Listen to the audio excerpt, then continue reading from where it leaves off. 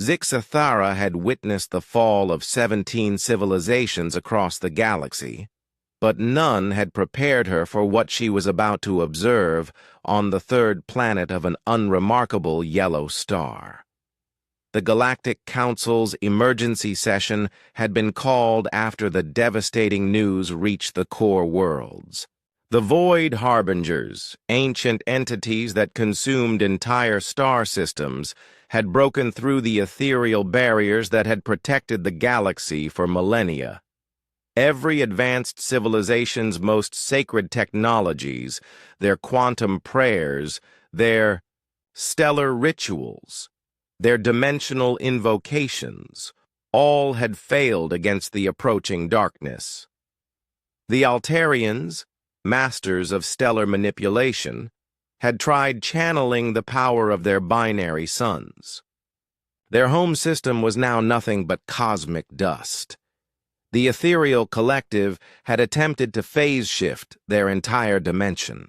They vanished, leaving only echoes of their final, terrified transmissions. Even the God Emperor of Proxima, who claimed divine heritage spanning 10 million years, had fallen silent after his entire armada of reality. Bending dreadnoughts was consumed in mere hours. Fear gripped every corner of known space. The Void Harbingers were methodically moving toward the galactic center, and nothing, no technology, no ancient power, no divine intervention, could stop them. That's when the Council received an unexpected transmission from Earth. "Attention, Galactic Council," the message began in clear, unadorned Standard Galactic. "This is Admiral Sarah Chen of the Terran Defense Fleet. We've been monitoring your situation. We'd like to help." The chamber erupted in a mixture of laughter and outrage. Humans? The newest species in the galaxy, barely 3 centuries into space travel? They still used crude fusion drives and kinetic weapons. They had no gods to call upon, no ancient technologies, no mystical powers. They were materialists, beings who had somehow managed to survive on a death world without developing any supernatural capabilities whatsoever. Zixathara, serving as the Council's xenobiologist, had studied humans extensively. They were peculiar creatures. They had evolved on a planet that seemed determined to kill them at every turn. Massive storms, seismic instabilities, temperature extremes, predators, diseases, and asteroid impacts had shaped them into something different. Where other species had developed psychic abilities, magical affinities, or technological symbiosis with higher dimensions, humans had developed something else entirely. They had developed stubbornness. "What could humans possibly offer?" scoffed Chancellor Morden of the crystalline hegemony. "They don't even believe in anything greater than themselves." But desperation has a way of opening minds. With the Void Harbingers only months away from the Council worlds, they had nothing left to lose. Admiral Chen arrived with a fleet of 12 ships, small angular vessels that looked more like industrial equipment than warships. She was a compact woman with graying hair and eyes that seemed to hold the weight of countless battles. When she addressed the Council, she didn't speak of gods or ancient powers or mystical solutions. She spoke of logistics. "The problem," Chen explained, displaying tactical holographs, "isn't that these harbingers are unstoppable. The problem is that you've been fighting them like they're supernatural. They're not.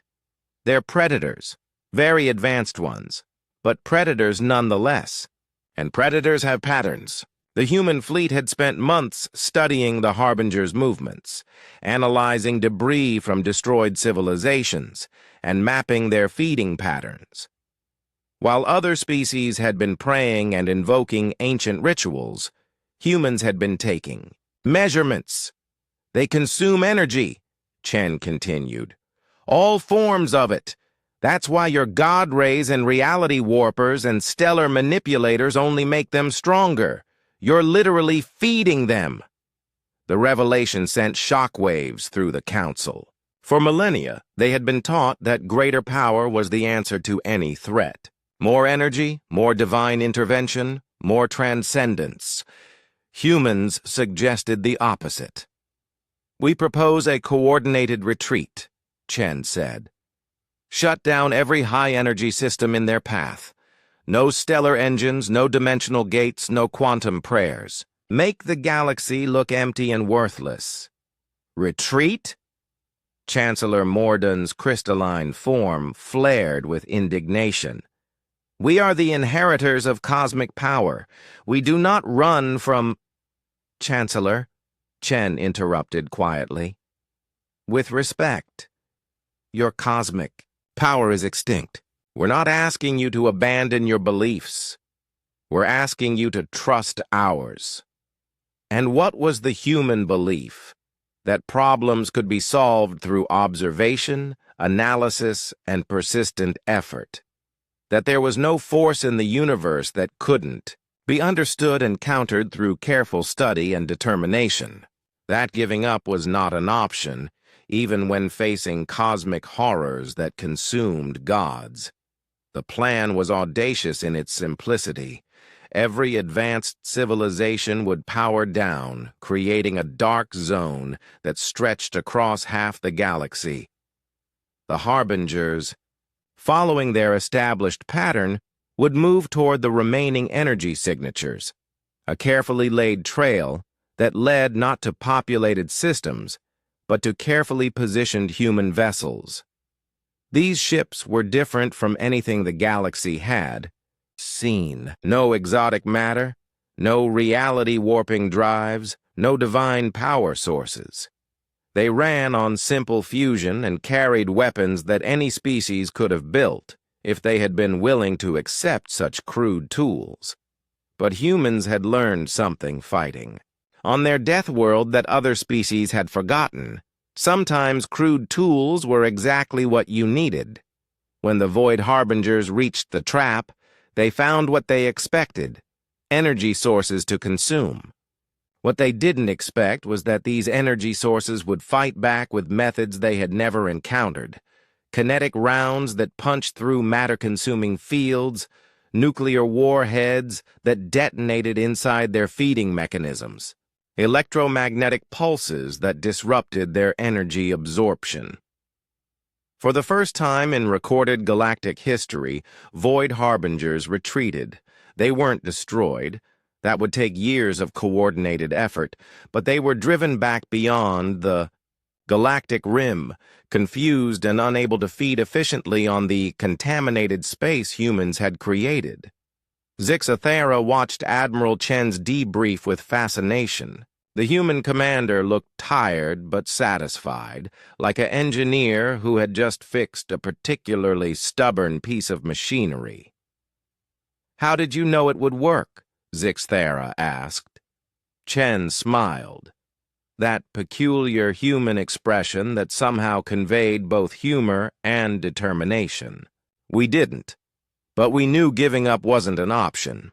On Earth, we have a saying: if you can't go over it, go under it. If you can't go under it, go through it. If you can't go through it, wait for it to get tired and then hit it with a bigger rock." The Galactic Council had spent eons looking to the heavens for salvation. Humans had looked at the problem and reached for their toolbox, and everything shifted.